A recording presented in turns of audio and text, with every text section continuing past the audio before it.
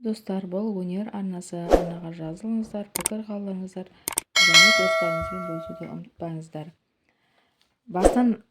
Бастан айналдырып бір түкіріп беретін Нұрлан имам садақа берген кезіндегі қызықты оқиғасымен бөлісті.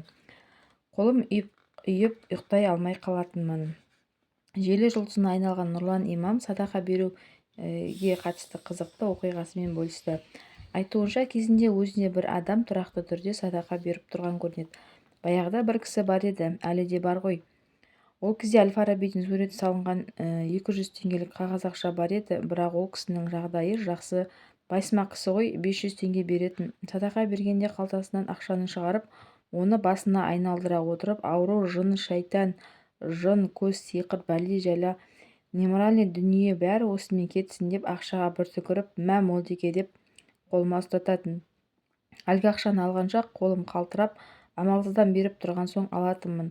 Сол күні қолым үйіп ұйықтай алмай қалатынмын. Мен тағы ол кісінің айтқанын қысқартып айтып тұрмын ғой, оныкі көп енді, іспейтті қоспайды, қалған аурудың бәрі бар. Тағы сол ақшаны сағат тіліне қарсы бағытта айналдыратын, сол ақшаны басқа ақшадан бөлек қойғым келетін.